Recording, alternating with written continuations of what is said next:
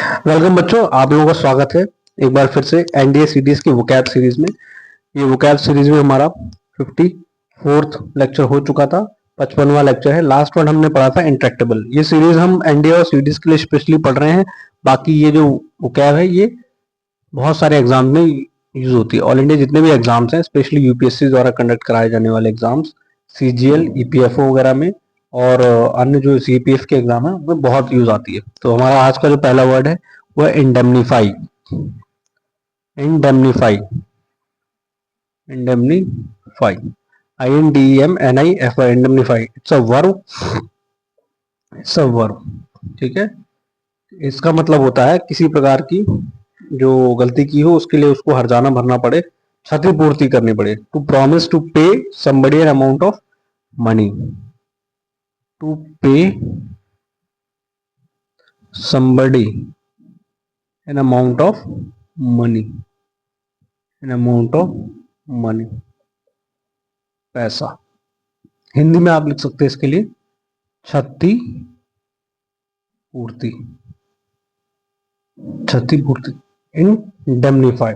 कोई डैमेज या कोई लॉस आपने किया है जिसके बदले में आपको कुछ पैसे या मनी आपको पे करनी है, तो उसके लिए हम वर्ड यूज करेंगे indemnify.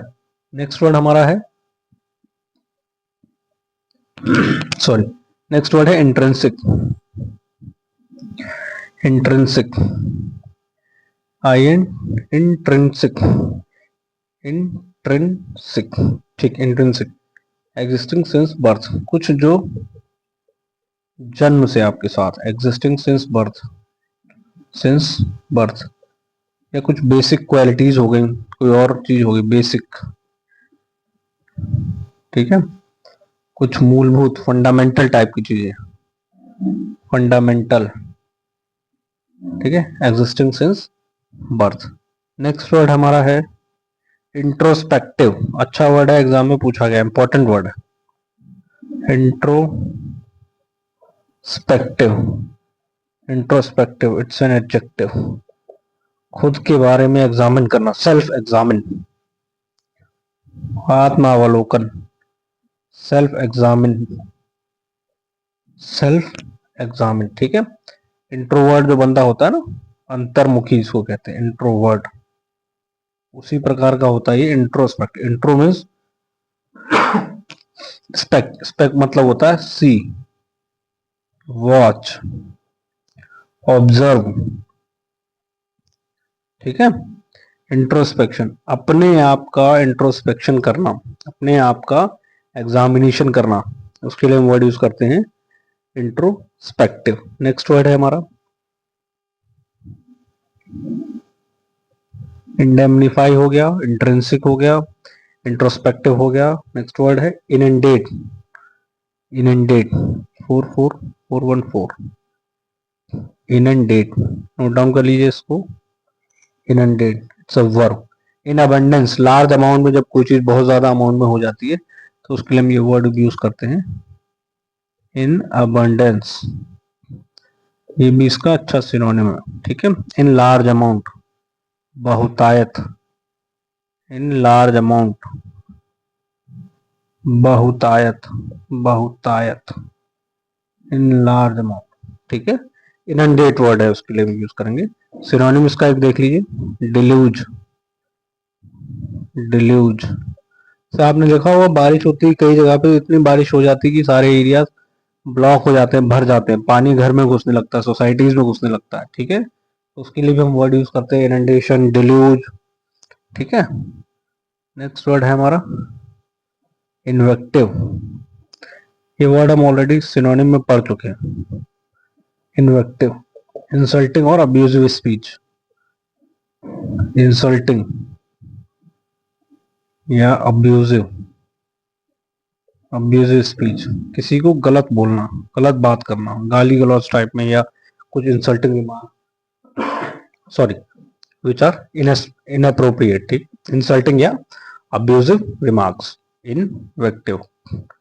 Next word 416, inveterate. Inveterate,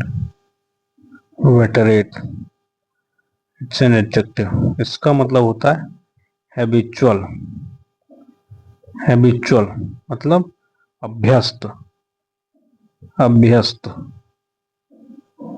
अभ्यस्त इसका मतलब होता है अभ्यस्त, अभ्यस्त, हैबिचुअल, आदतन।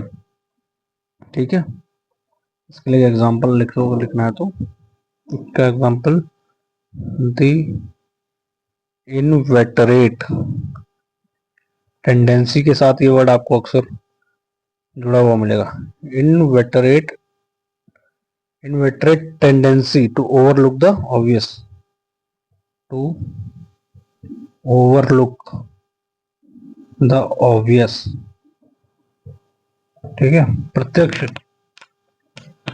रेगुलर, जाहिर सी चीज को देखने के लिए जो है inveterate tendency to overlook, overlook मतलब अनदेखा कर देना, ओवरलुक मतलब अनदेखा कर देना या नजरअंदाज कर देना, ओवरलुक। ठीक है, the inveterate tendency to overlook the obvious, note down कर लीजिए इसको। Next important word, next important word हमारा है irascible, irascible, it's an adjective, sorry खांसी बहुत आ रही है आजकल। Irascible, irascible, IRASCIBLE, CIBLE, it's an adjective. Irascible गुस्सा जिसको आ जाता हो जल्दी, ठीक है, ऐसी क्वालिटी वाला। इजिली प्रोवोक्ड और हॉट टेम्पर्ड, इजिली प्रोवोक्ड और हॉट टेम्पर्ड, इजिली प्रोवोक और हॉट टेम्पर्ड, जिसको आसानी से गुस्सा आ जाए, आसानी से गुस्सा दिलाया जा सके, ऐसा बंदा इजिली प्रोवोक्ड और हॉट टेम्पर्ड। इरेसिबल, IRASCIBLE, इरेसिबल। इसके सिनोनिम्स लिख लीजिए, इंपॉर्टेंट वर्ड्स हैं, एग्जाम में पूछे जाएंगे, पूछे जाएंगे ही जाएंगे, for sure they are, they will be asked in exam. लिख लीजिए, choleric, choleric, grumpy, grumpy, spleen,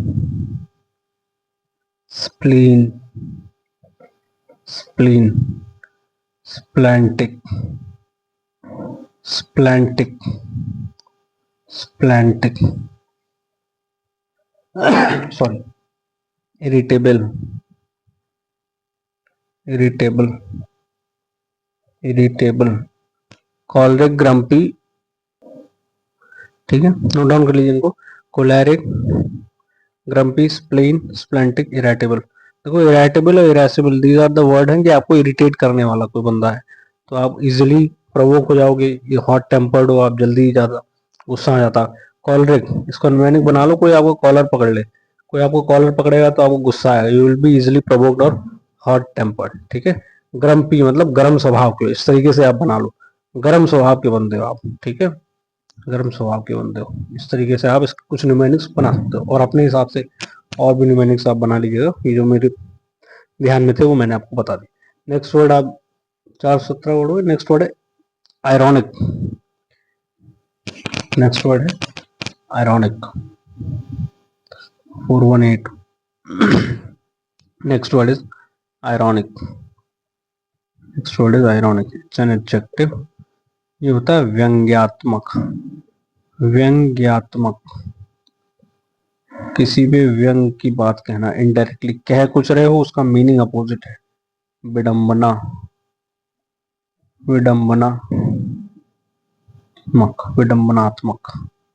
ठीक है, मीनिंग कुछ और है,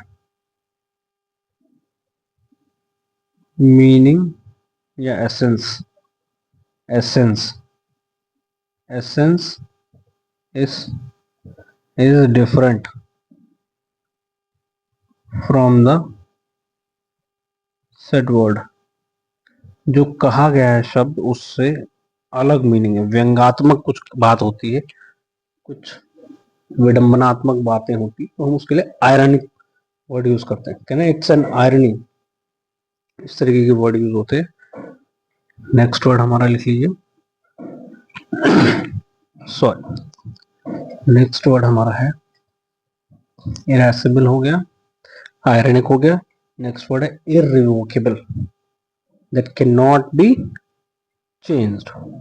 419 irrevocable, irrevocable, subjective, subjective, something that can not be changed, जिसको बदला ना जा सके, ऐसे के लिए हम वर्ड यूज करेंगे इररिवोकेबल, अपरिवर्तनीय।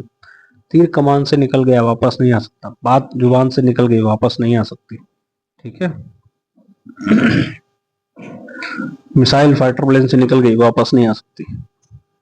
नेक्स्ट वर्ड इटनिरेंट, इटनिरेंट और एंट, इटनिरेंट एडजेक्टिव। खाना बदोश टाइप के बंदे देखे आपने, moving from one place to another, moving from one place to another, एक प्लेस से दूसरे प्लेस की ओर दूसरे यहाँ पे जाते रहते हैं। खाना बदोश जिनको हम कहते हैं, लिख लो आप, खाना बदोश। In search of food, residence and other essential things, एक जगह से दूसरी जगह घूमते रहते हैं, ठीक है। इसके सिनोनिम मैं इधर लिखवा देता हूँ आपको। 420वां वर्ड है, खाना बदोश के लिए आया है 420। पेरिपेटेटिक, इसके सिनोनिम सही है, पेरिपेटेटिक, PERIPATIC,